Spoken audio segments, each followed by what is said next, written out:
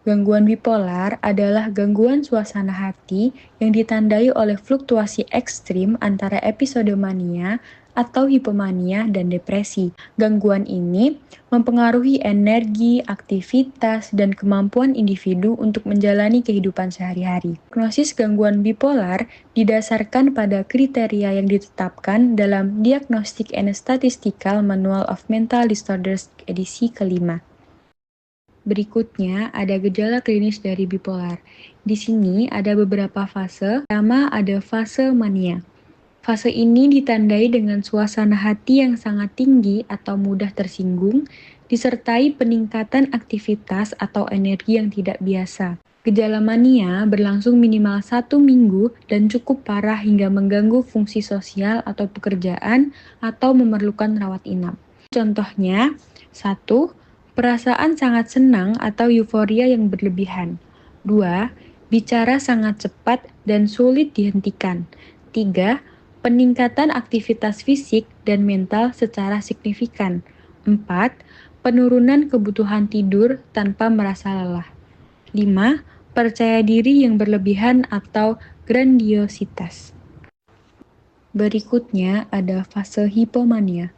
Hipomania adalah bentuk ringan dari mania. Gejalanya serupa, namun lebih ringan dan tidak sampai mengganggu fungsi sosial atau memerlukan rawat inap. Durasinya minimal 4 hari. Contoh dari fase hipomania adalah 1.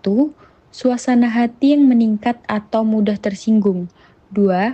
Peningkatan aktivitas atau energi. 3. Bicara lebih banyak dari biasanya. 4. Penurunan kebutuhan tidur, dan 5. Peningkatan kepercayaan diri.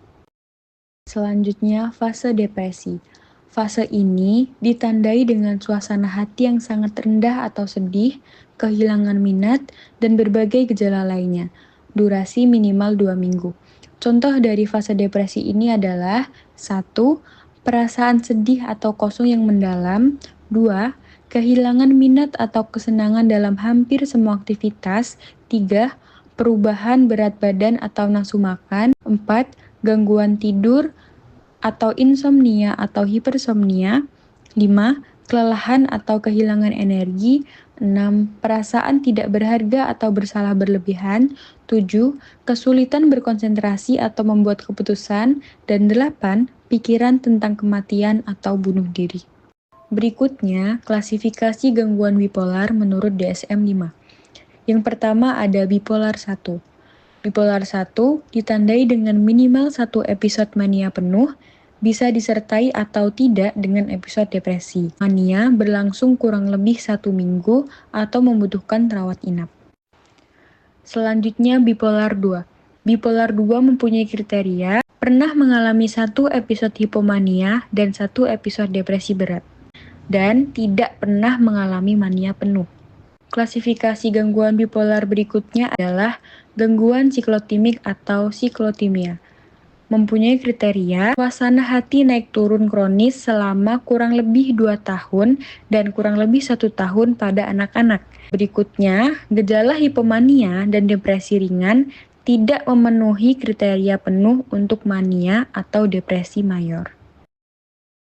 Klasifikasi gangguan bipolar yang terakhir adalah gangguan bipolar lain yang ditentukan atau tidak ditentukan. Kriterianya, gejala menyerupai bipolar tetapi tidak memenuhi kriteria penuh salah satu kategori.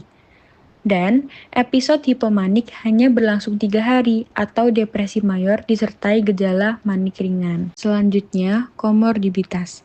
Pasien dengan gangguan bipolar sering memiliki kondisi medis dan psikiatrik tambahan.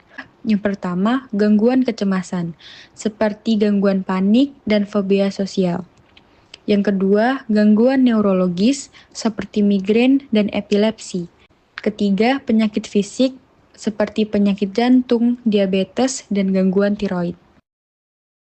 Etiologi dan patofisiologi. Gangguan bipolar merupakan kondisi kompleks yang dipengaruhi oleh kombinasi faktor genetik, ketidakseimbangan kimia otak, dan stres psikososial. Secara patofisiologi, gangguan ini melibatkan ketidakseimbangan neurotransmitter seperti dopamin, serotonin, dan norepinefrin. serta perubahan pada struktur dan fungsi otak yang mengatur emosi. Kelebihan neurotransmitter katekolamin dapat memicu episode mania, sementara kekurangannya dapat menyebabkan depresi. Selanjutnya adalah pengobatan atau cara untuk mengobati bipolar. Pertama adalah itu dengan stabilisator mood, antipsikotik atipikal, dan antidepresan. Kemudian dengan cara psikoterapi yaitu terapi perilaku kognitif atau CBT, pendidikan psikoedukasi, dan terapi keluarga. Cara mencegah bipolar. Yang pertama, tidur dengan teratur. Pastikan tidur cukup dan konsisten setiap hari, karena kurang tidur dapat memicu perubahan suasana hati. 3. Kelola stres. Gunakan teknik relaksasi seperti meditasi atau yoga untuk mengurangi stres yang dapat memicu episode bipolar. 3. Hindari alkohol dan narkoba. Zat-zat ini dapat memperburuk gejala dan mengganggu efektivitas pengobatan. 4. Pola hidup sehat. Konsumsi makanan bergizi dan lakukan aktivitas fisik secara rutin untuk menjaga keseimbangan mood. 5. Konsultasi rutin. Ikuti terapi dan minum obat sesuai anjuran dokter untuk mencegah kambuhnya gejala. Menerapkan langkah-langkah ini secara konsisten dapat membantu menjaga stabilitas suasana hati dan mencegah episode bipolar. Contoh kasus, Dina yang berusia 28 tahun datang ke klinik jiwa. Selama 2 minggu terakhir, Dina terlihat sangat bersemangat, bicara terus-menerus, hanya tidur 2 jam sehari namun tetap penuh energi. Dina membeli banyak barang tidak penting dan yakin bisa membuka 3 usaha sekaligus. Dina juga cepat marah jika dikritik. 3 bulan sebelumnya, Dina sempat merasa sangat sedih, tidak nafsu makan, tidur terus, dan merasa hidupnya tidak berguna. Nah, menurut kalian, contoh kasus Dina ini merupakan bipolar tipe yang mana? Dari analisis, kita bisa tahu tipe yang mana. Oke, yang pertama ada fase mania. Dina mengalami semangat berlebihan, kurang tidur, belanja impulsif, dan ide besar. Kemudian, fase depresi. Dina mengalami sedih, menarik diri, dan merasa tidak berguna. Yang kita dapat, di sini kita bisa tahu bahwa Dina mengalami kombinasi antara fase mania dan fase depresi. Jadi, Dina mengalami bipolar tipe 1, yaitu bipolar dengan kombinasi fase mania dan fase depresi.